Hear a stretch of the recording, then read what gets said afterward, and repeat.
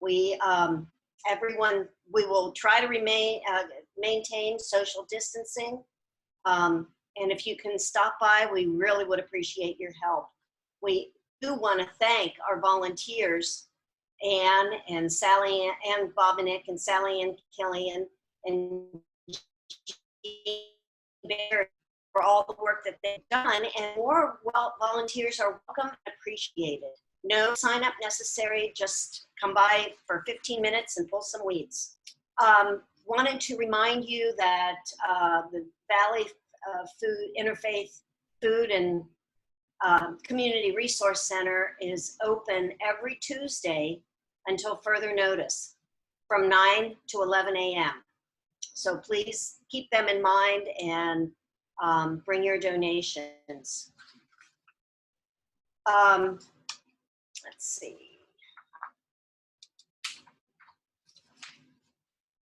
I think that's it on the announcements. Please refer to the rest of the announcements that you received by email. Remember those who are in need of your thoughts and prayers. So Doug will light the chalice and will lead us in ritual. Can you guys hear it okay? Yes. Rise up, O flame, by thy light glowing, show to us beauty, vision, and joy. Rise up, O flame, by thy light glowing, show to us beauty, vision, and joy.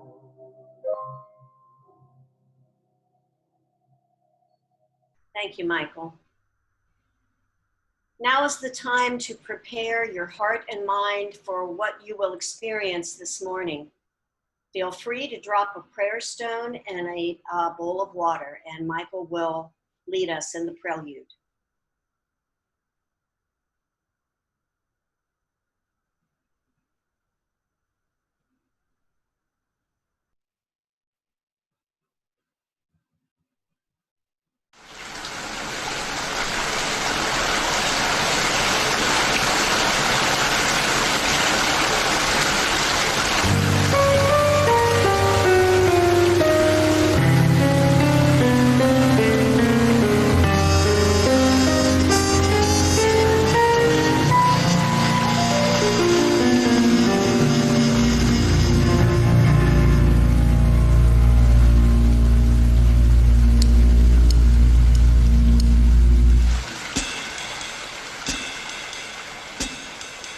Don't know why there's no sun up in the sky, stormy weather.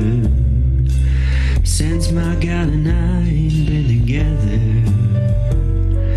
keeps raining all the time. Life is bad, gloom and misery everywhere, stormy weather. Just can't get my poor old self together. I'm weary all the time, so weary all the time. When she went away, the blues walked in. Baby, if she stays away, that old rocking chair's gonna get me. All I do is pray that the Lord is gonna let me walk in the sun once more. I can't go on, everything I had is gone, stormy weather. Since my gal and I ain't been together, it keeps raining all the time.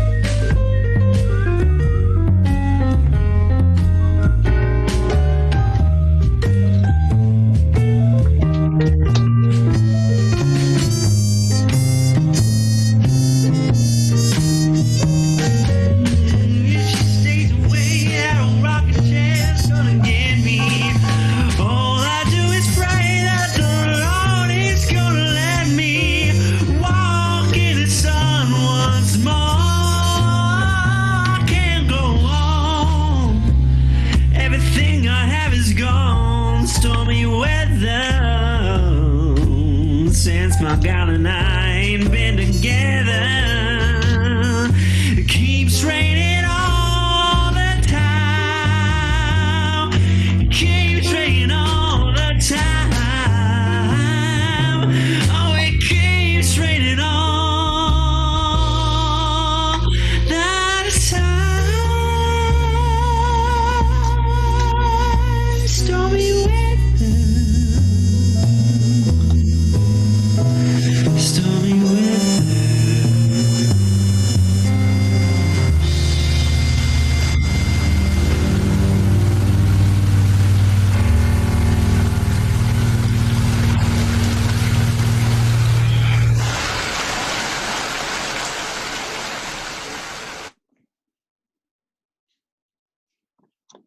Michael, I've never heard you be so bluesy. Your talents abound. Thank you for that rendition, and I think it's a metaphor. Well, I'm not in Cincinnati, but I'm hearing people say it is raining all the time, and it's a metaphor for what we're all experiencing in this pandemic. So thank you for that song. Now Michael will also lead us or bring us together as we sing Sometimes I Feel Like a Motherless Child.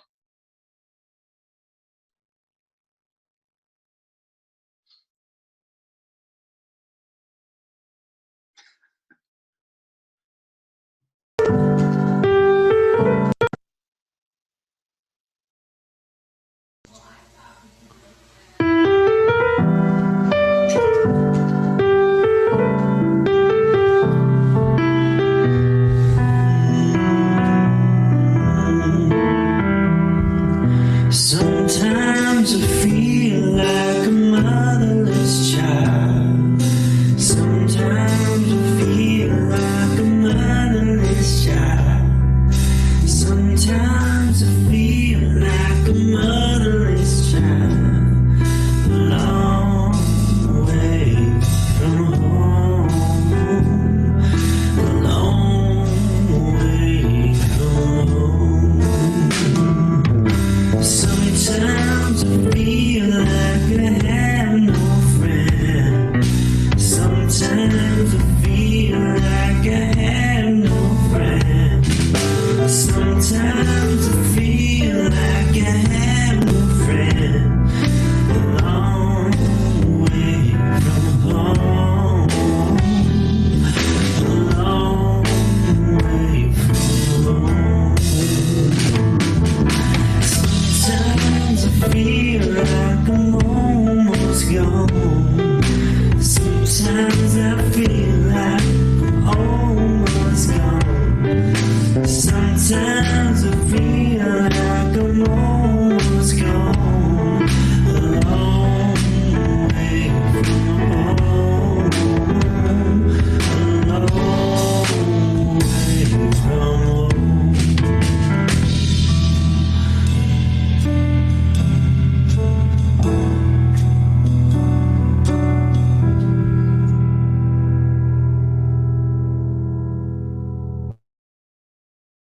Thank you, Michael. We'll have our animation. Michael, is that going to appear on screen? Yes, if you give me 1 second. Yes. Okay. It can appear on screen. I don't know if everybody knows it by heart.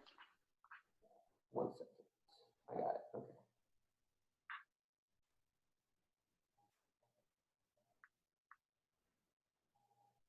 Okay.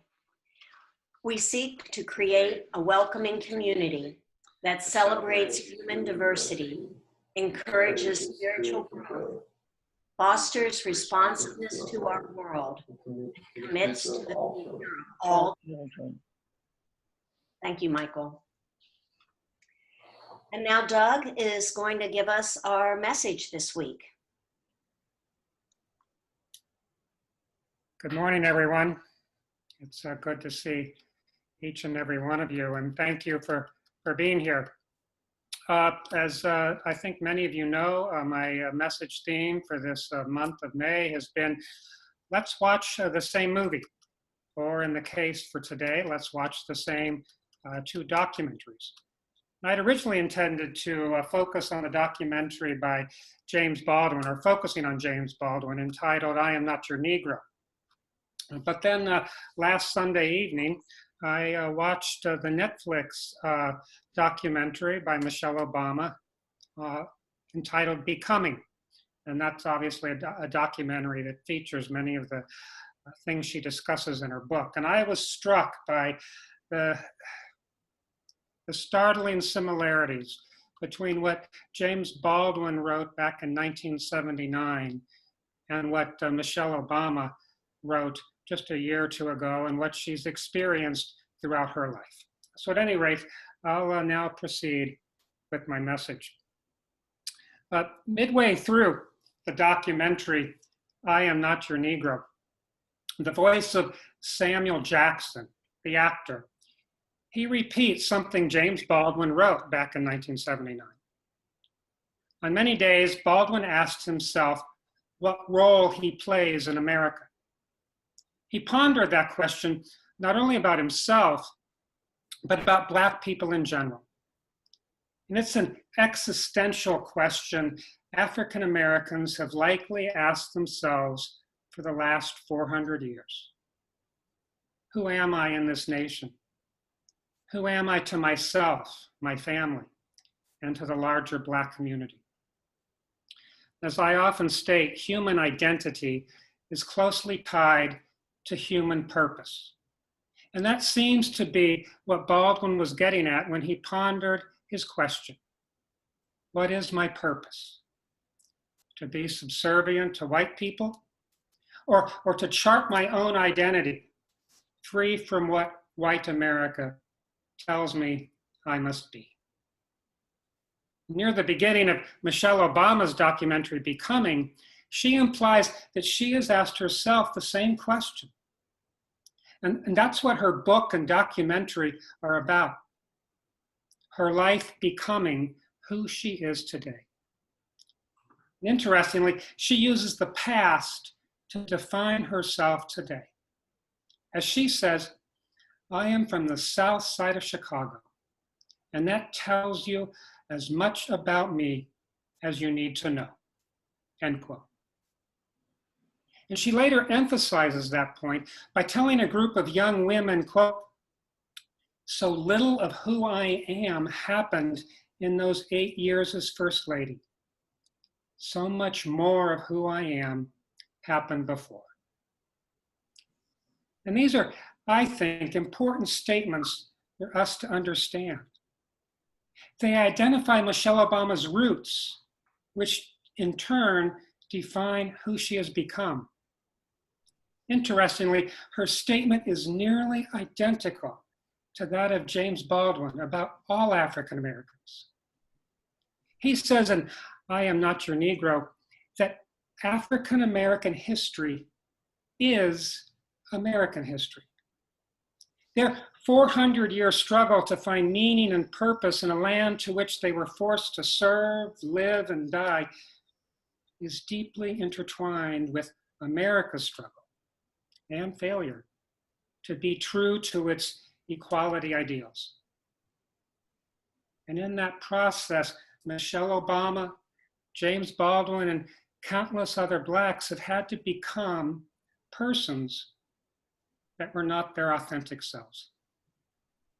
For me, that's the message of Obama's Becoming documentary and of Baldwin's film, I Am Not Your Negro. Everybody, particularly Blacks, must find their identity apart from what others may hatefully or wrongly want them to be. In that regard, Obama implores other women, and particularly young Black girls, to tell their unique stories of becoming who they are, all as a way to claim their identity, apart from how others and society tells them to be. As Obama tells a Black teen, and implicitly to all marginalized people, quote, I hope my story urges you to see the power of your story and to own that, end quote. She later emphasizes youth must become more than a statistic, that of their grades or college ranking or their income. Let the world know your story and the challenges that have shaped you. Now, part of Obama's story is, as I just indicated, being told to be someone not fully herself. She speaks of her grandfather and father as men who were intelligent and capable, but because they were Black, they had to adopt careers and identities less than their abilities. And she points to her family, the Robinsons, and the implicit racism they faced. White flight from city to suburb took full force when Obama was young, and she vividly documents that in the documentary and its rapid progression with pictures of her kindergarten and 8th grade classes. At age 6, she's in the midst of a racially diverse classroom. Only 7 years later, she's in an all-Black class. She says, quote, "Families like ours, upstanding families like ours, were doing everything they were supposed to do or better," she says. "As we moved in, white folks moved out because they were afraid of what our families represented," end quote. And later, at a speech she gave at the Obama Institute in Chicago, she directly addressed white people. Quote, "You were running from us," she said, "and you're still running," end quote. Now, the legacy of white flight is one that I don't think Obama need explain. White flight has segregated schools all over the country, something we see in our own community. Cincinnati public schools are overwhelmingly Black, while most suburban schools are predominantly white. And inner city communities lack businesses and jobs that come with them. They're strongholds of struggling schools and lack of opportunity and resulting poverty. Cincinnati, as many of you may know, is second in the nation for the number of children living in poverty. Now, despite the obstacles, Michelle Obama was encouraged by her parents to work hard and allowed by them, she says, to ask questions and be visible. They empowered her to become someone white society would have to accept because of her achievements. And she was a classic perfectionist, getting straight A's in high school and aspiring to attend Ivy League Princeton University. But a high school college counselor, she says, tried to limit her dreams. Quote, "You're not Princeton material," she was told. And yet she persisted. And that was true to what she tells Black youth today, that they must never waste their time waiting for a discriminating world to accept them. As she says in the documentary, quote, "Failure is a feeling long before it's an actual result," end quote. As a student at the top of her class, she refused to listen to her college counselor. She applied to Princeton, was accepted, thrived there, was later accepted to Harvard Law School, and finally hired by a premier Chicago law firm. And all of that was due to her determination to become far more than what an unjust America thought a Black girl from South Side of Chicago could be. And Obama's becoming continued. She continued to become her true self in ways that were not always related just to race. When asked to mentor a newly hired Barack Obama at her law firm, she laughingly says she at first refused to date him. It would fit the stereotype, she says, by white colleagues who expected two intelligent but Black Harvard Law grads that they should, of course, date and marry, regardless of whether they liked each other. and then in her marriage. She talks candidly of needing to become independent and successful in her own right, apart from Barack. Openly talking about their marriage counseling, she says she had to learn that only she is responsible for her happiness. Barack could not provide that. She had to find and claim it. As she says, quote, "I didn't just want to be an appendage to his dreams," end quote. And so her struggle to become someone defined not by her partner, I think is true for people in any relationship. And while Obama tells her story in uplifting, funny, and often joyous ways, her struggle to become has an undercurrent of sadness because of the racism she faced. As the wife of a presidential candidate, she wanted to be herself and to speak honestly. But that was not acceptable for a potential first lady. And so she faced intense criticism. And that hurt her deeply, she admits. As she says in the documentary, it changes the shape of a person's soul. Herself talking about attacks on her. She was forced to speak only from a teleprompter, with words written for her, and to never speak off the cuff. And later, after becoming First Lady, she was told to tone down what she advocated. Instead of focusing on empowering Black youth and other racial issues, she was advised to support better childhood nutrition, exercise, and the well-being of military families. All acceptable, safe issues for those who wanted her to be a typical First Lady. Even so, she held on to her oft-repeated story and identity.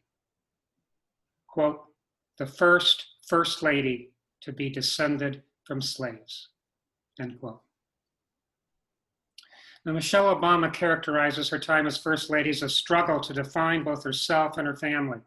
She says, quote, "being the first Black first family gave America and the world the chance to see the truth of who we are as Black people, that we are just as, and oftentimes better than, many of the people who doubt us," end quote. Speaking directly to whites and to critics who say she and Barack were not forceful enough in their anti-racism, Obama says, quote, "I can't make people not afraid of Black people. I can't explain what's happening in your head.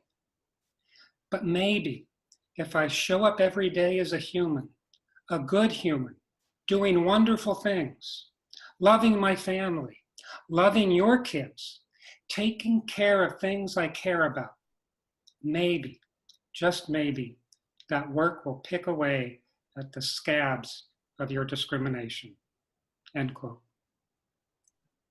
Now today, Obama's efforts to become her authentic self is clearly apparent. She's more willing to address racism as affected her. And despite that, she implies she is not and never will define herself as a victim. The racist attacks she and Barack faced were horrifying, and the documentary is unafraid to show some of them. At one rally, racists hold signs saying, "Hang in there, Obama," with a picture of a noose next to the words. In the documentary, she directly says that our nation, quote, "can't pull together if we aren't honest about who we are," end quote. And she admits that before Barack was elected president, she did doubt if the nation was ready to accept a Black president. And she now fully owns that statement by saying it was naive for many to think Obama's election indicated America had become a post-racial society. Michelle Obama's story of America's first Black First Lady is one that James Baldwin fully understood long before.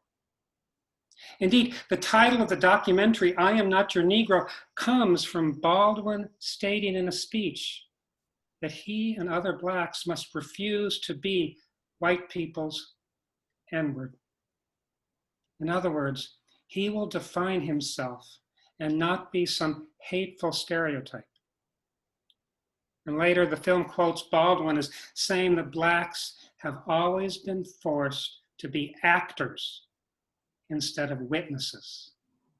They've had to behave as white people expect them to, and not as witnesses to their own lives of challenge and overcoming.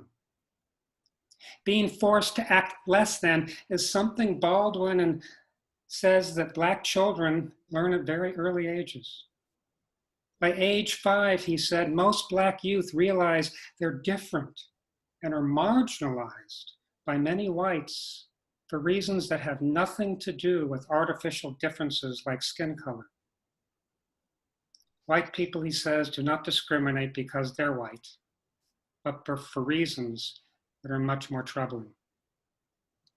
And being told to act less than who one is results in what Michelle Obama calls the imposter syndrome. Many blacks, she says, when they succeed, feel as if they're not worthy, as if they're imposters. And that, unfortunately, can be a self-fulfilling prophecy. But it's something that Michelle Obama has set as her mission to prevent in black youth. Don't act as others dictate, she implies. Tell your story. Become the authentic you and find success in that. In the documentary, I Am Not Your Negro, the filmmakers quote directly from what James Baldwin wrote in 1979, which was a 30-page summary of a book, Remember This House, that he had planned to publish, but never finished. He intended it to be the story of his life reflected through his personal relationships with civil rights leaders Medgar Evers, Malcolm X, and Martin Luther King Jr. I found the message in his documentary, as I said earlier, amazingly similar to that in Obama's Becoming. The history of blacks in America is one of being denied the right to become who they are. And that truth, Baldwin says, is proven by how media has virtually always depicted black people. From the terror of a black character falsely accused of raping a white woman, the image that's in the documentary, to the abject compliance of the character Uncle Tom, to the hypocrisy of white liberals in the movie Guess Who's Coming to Dinner, when they struggle to accept a highly successful black fiance to their white daughter, all show the false stereotypes of blacks as depicted in media. Nowhere in our media, Baldwin says, are black people depicted as their capable selves. Even worse, as he said in an interview with Dick Cavett, every time a black witness, a hero, like Medgar Evers, Malcolm X, or Martin Luther King, claim their true identity, they're met with violent death. And being a witness to what he observed was Baldwin's way to become authentic. He tells of becoming what was best for him. Not a militant like Malcolm X, because he did not think all whites are devils. Not a preacher like Martin Luther King, because he says he could not stand Christian hypocrisy about loving all others. And not a member of the NAACP, because he believed it emphasized a black middle class. Instead, Baldwin says he became a writer, a witness to black oppression. As a witness, he tells of the competing views of Malcolm X and Martin Luther King. That of being a militant versus King's advocacy of nonviolence. And their debate, he says, is emblematic of the black experience. And it was true for Michelle Obama. If a black person is too outspoken or strident, they're hated all the more. Many blacks then find a way to fight back using methods that can't be criticized by most whites. In King's case, his encouragement of nonviolence, and in Michelle Obama's case, her decision to go high when others go low. And for critics of King's and Obama's approaches, Baldwin had a very empathetic response. What appears to be a Black person being less strident or outspoken is in truth a form of defiance through survival and refusing to surrender. Ultimately, Baldwin paints a discouraging future, not just for African Americans, but for white people too. Racism, if it's not to be eliminated, if it is not eliminated, will result in the destruction of America, he says. White people do not realize how ongoing racism and apathy toward it will result in the end of democracy for all, he claims. Lack of equality for some will end in a denial of equality for all. Indeed, Baldwin strongly implies that discrimination is not about racial hatred, but about money and greed. As he says in the documentary, the idea of whiteness in America is simply a euphemism for economic power, and that our nation's defining symbol ought to be the Chase Manhattan Bank. Baldwin said, history is not the past. History is the present. And proving his point, there are forces of great power and wealth right now who are using race, otherness, and immigrant status to divide our nation and end democracy and equality for all. And if they succeed, I believe freedom of opportunity will be denied everyone, Black, white, brown, and other. Now that, for me, poses a question in both documentaries. Who did Michelle Obama become? Who did James Baldwin become? Who will Black Americans become? And in the process, who will America become?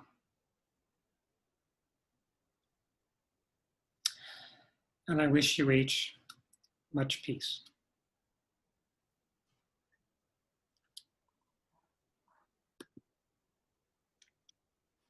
We Now, have, I go on many Sundays. The message is not over until some of you have had an opportunity to comment about the documentaries, my topic, or my message.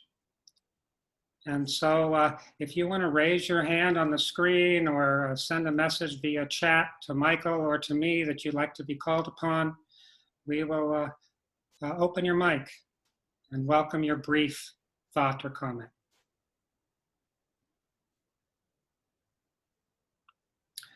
Sue Sale?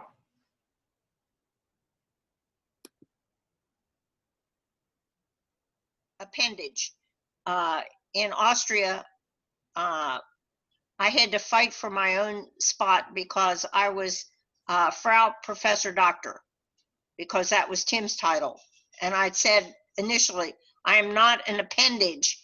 You can call me Frau Sale or you can call me Sue Sale, but I'm not Frau Professor Doctor because I am not an appendage. So to this day, even if you are not Black or whatever, in many cases, women are appendages. Yes, thank you, Sue. I see Mel raising his hand. Are you raising your hand, Mel? No, okay, I'm sorry. Jack Brennan would like to be called on. Jack Brennan, please. Hi, Doug, everybody.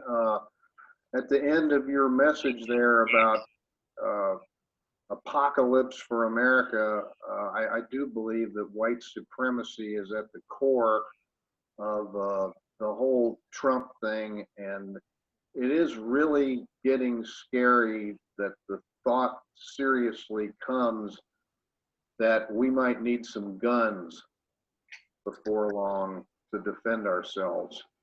That's a scary thought. And just to toss in one other thing, you mentioned Uncle Tom's Cabin.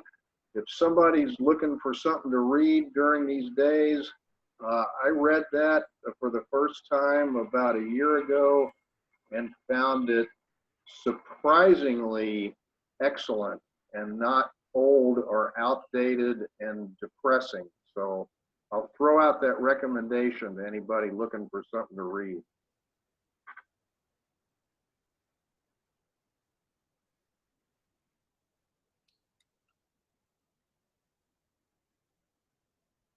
Other thoughts or comments? You're welcome just to visually raise your hand if you'd like.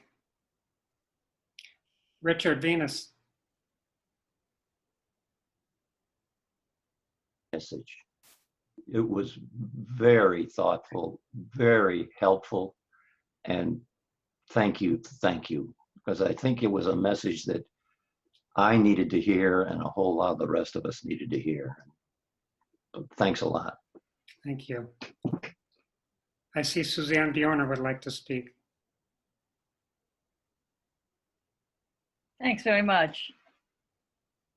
It says I'm muted by the host, but I don't think that's true anymore, is it? No. No.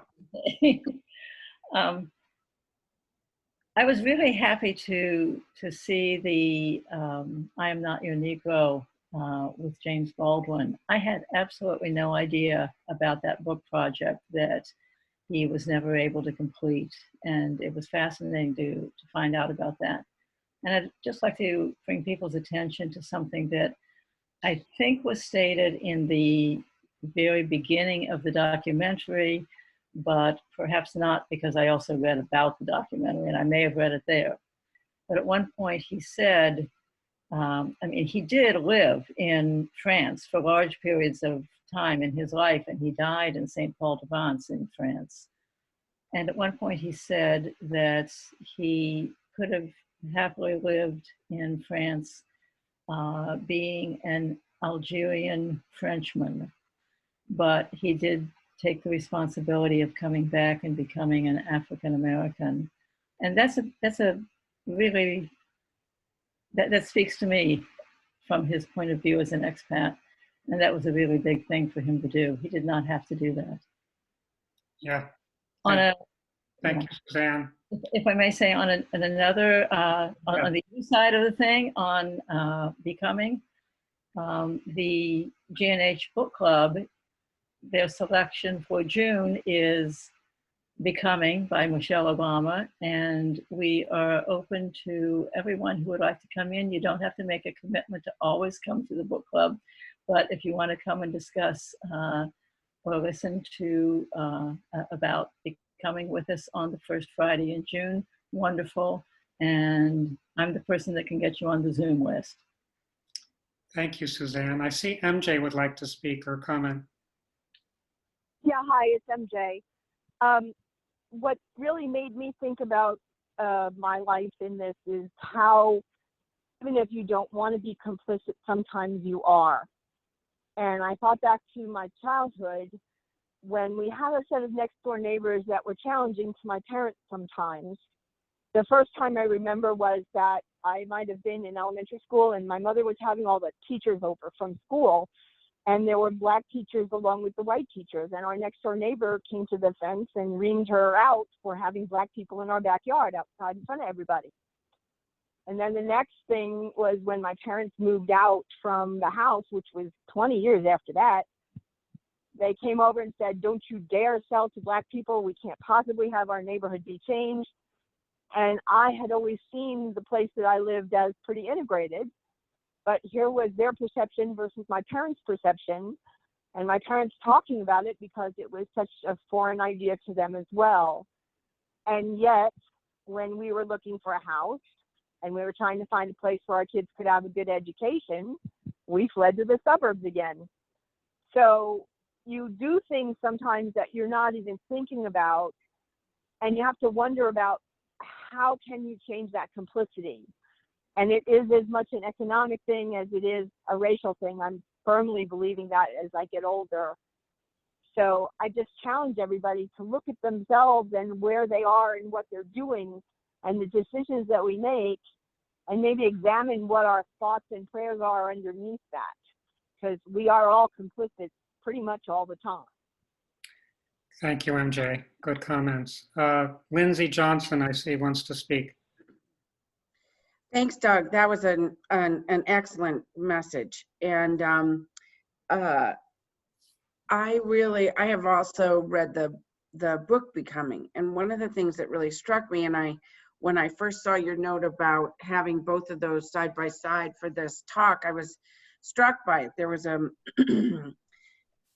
good friend from our Vermont church who was in New York City for many, many years, and his best friend was James Baldwin. And when he passed away, his wife read a poem that James Baldwin had written to him just on a piece of paper that obviously had never been published.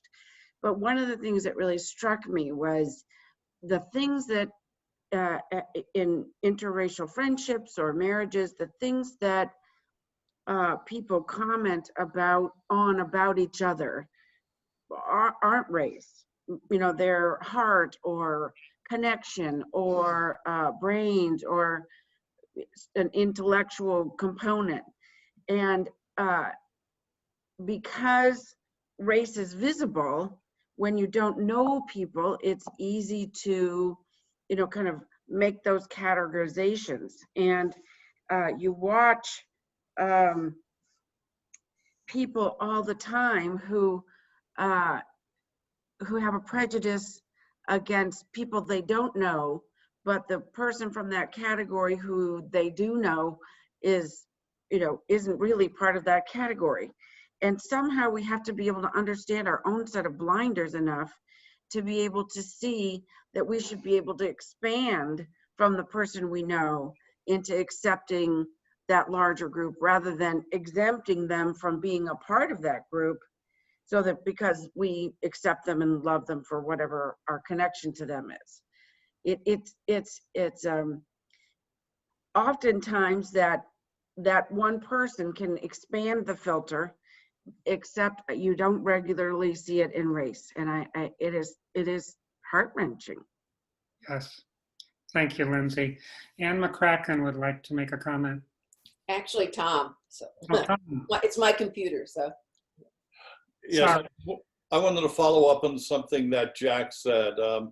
I think one of the insights of James Baldwin, somebody asked him, why do whites hate Black people so much? Why do they hold on to that hate? And James Baldwin said, people cling to hate because they have a sense that when hate is gone, they will have to face their own pain.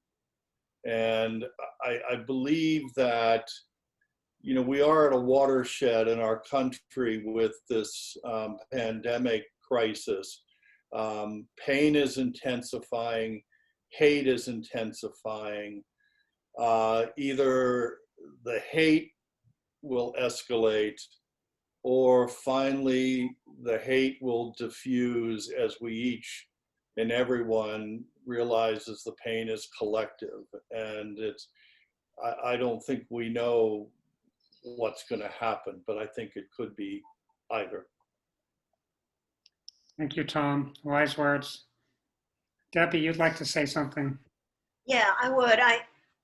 To MJ's point of being complicit unknowingly, and you know, I talked about this at book club the other day. I just finished a book. I don't have it here to show you, but it's growing up or waking up white and realizing that you are in a race society or something like that. And we are in the dominant culture, and we just are, and we go along like one of you said, I think, Tom, with the blinders on, because that's what we know, and we have to wake up. So however we can do that, we have to do that. Thank you, Debbie. Anyone else?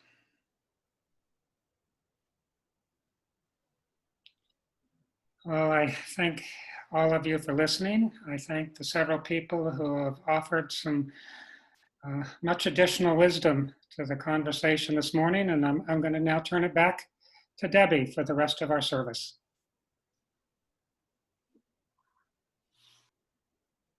going to do a meditation today, and Doug and I talked about whether now would be a good time after our talk back or at the end, and I think I'm going to do it now. It's from Thich Nhat Hanh, who is a Vietnamese Buddhist monk. It's from a book called Present Moment, Wonderful Moment. So if everyone would just get in a comfortable position and relax, put your feet on the floor, sit up straight. We're going to breathe. I'm going to do several moments of just breathing in and out. If you'd like to close your eyes, breathe in and out. Breathing in, I know I'm breathing in. Breathing out, I know I'm breathing out. Breathe in and out. As the in-breath grows deep, the out-breath grows slow. Deep and slow. You may want to, at the end of the in-breath, hold it for a second. Release, breathe out, and hold the out-breath for a second. As the in-breath grows deep, the out-breath grows slow. Breathing in makes me calm. Breathing out brings me ease.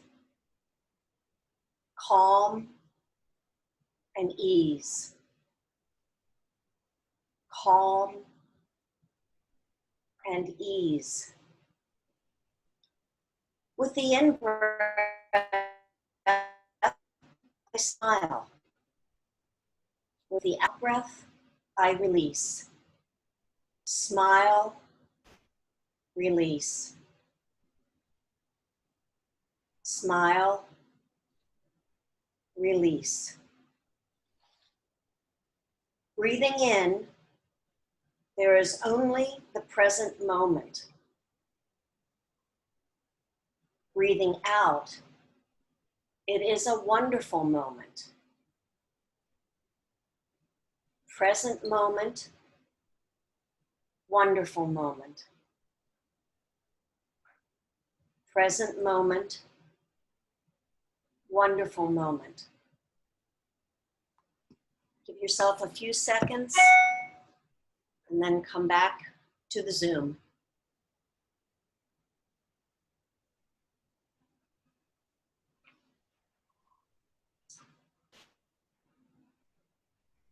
Welcome back. Now's the time to talk about sharing our wealth. Of course, we're not passing a basket, but if you did bring your checkbook back into the room with you, and you are members of our community, please take this time to write your check and mail it into the church. Michael will lead us in a song.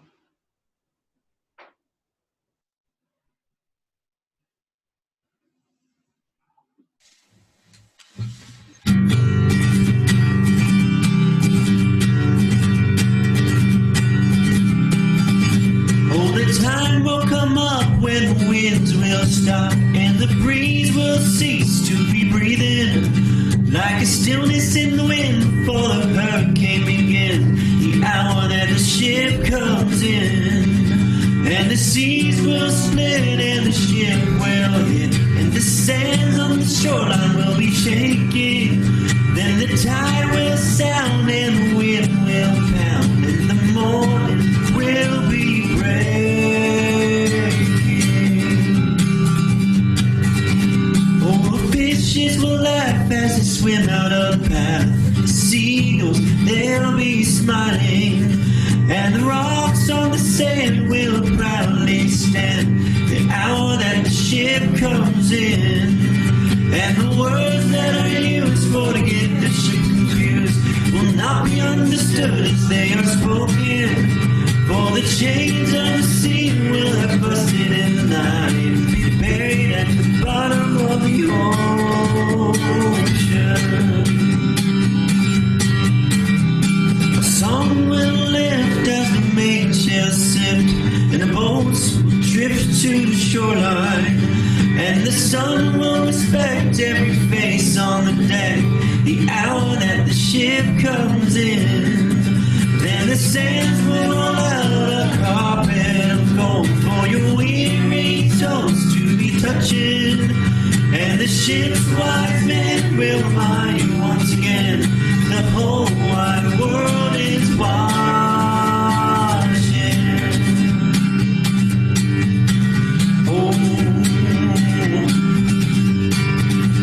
Oh, the foes will rise with sleep still in their eyes, not sure from the beds that think they're dreaming, but they'll pitch themselves and squeal and know that it's for real the hour that the ship comes in. And they'll raise their hands, say we'll meet all your demands, but we'll shout from the bow, your days are numbered. And like the pharaohs tried, they'll be drowned in the tide. Like the light, they'll be conquered.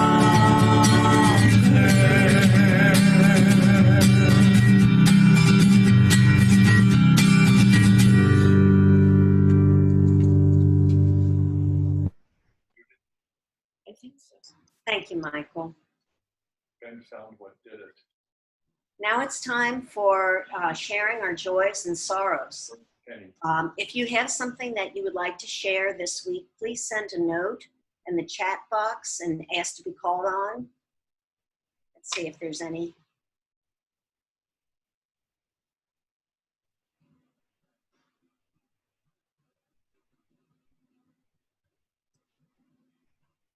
Or if you'd like to raise your hand.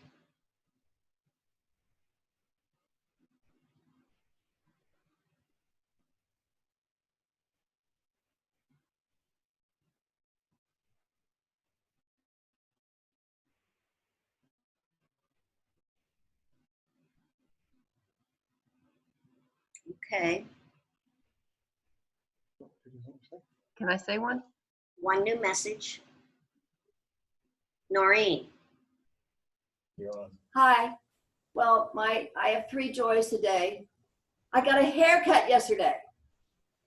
I had my nails done. But most important, today is General's 80th birthday. And we're going to take a walk. Happy birthday, General. Thank And I believe it's also Mel's birthday today. you. Yes, it is. Happy birthday, Mel. Michael, do we want to sing happy birthday? Happy birthday to you. Happy birthday to you. Happy birthday, Mary and all. Happy birthday to you.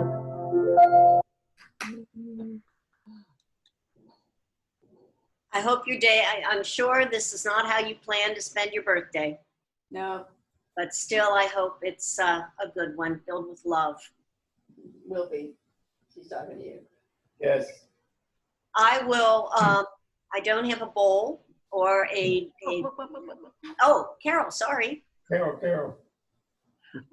I just wanted to share a sadness that we had to cancel our spring break camping trip to South Carolina, of course, due to COVID, and looks like we're going to be canceling 2 or 3 other plans also for the summer. And but I kind of counter that a little bit with we're trying to do multiple extended weekends camping about an hour north of here, like one each month instead of a longer trip like we've done in the past. You know, just grateful that we're strategizing to try and kind of rebuild something that feels like a break in family to us. Right. Is our mic on? I don't know. Is there anyone else who would like to share a joy or a sorrow today? Sue Klein. Briefly, there we go. Briefly, reminder that we do have a meeting after the service. That's the business part. The other thing is, what a great reminder that message was and is, that COVID-19, which has consumed us, is not the only important and very critical message facing, or issue facing our country and the world. Thank you, Doug.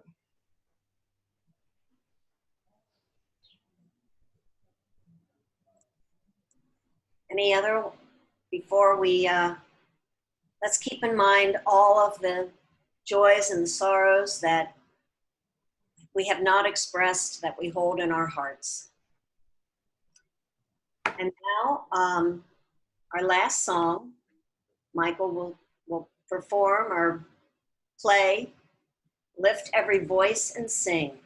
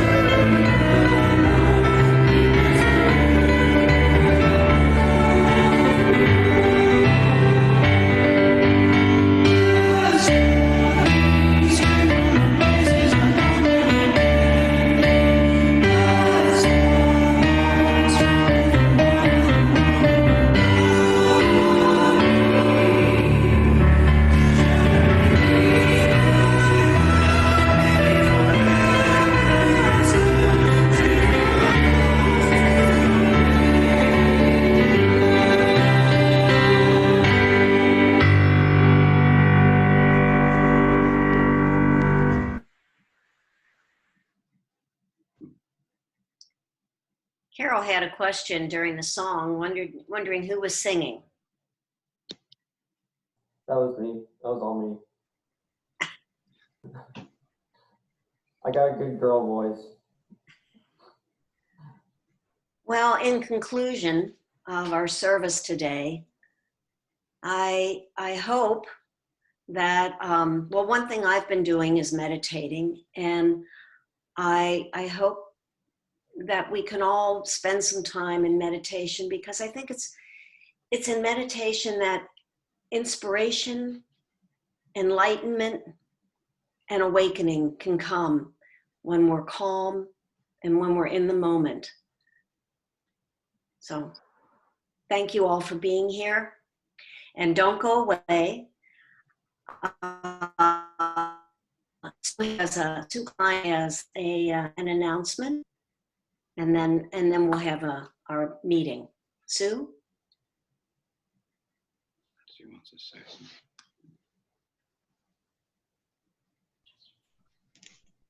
something. There I am, I think. Good. I now have the power since I'm now the host. Good attendance today. It was really nice to see everyone there. I'd like to think it's because we have an important business meeting, but I also hope it's because the anticipation of the message. Anyway, we are, as a board, we have one issue that we are going to need to vote on in June. That's June 7th, right after the meeting. We have a small team of people who are working to make sure that we have a congregational meeting that allows voting, allows access, allows presence for everyone. We do not want anyone, excuse me, to be excluded from that meeting. It's a little tricky on Zoom. We have some new little magic tricks that we need to learn. But we're working on it so that it will run smoothly. One warning is that the meeting will probably take a little longer than a normal congregational meeting for one vote, because we have to make sure that we press all the right buttons in Zoom. So we are going to ask for your patience for that. Right now, I'm going to ask Michael if he would stop the recording for the meeting for a moment, and then we will start it up again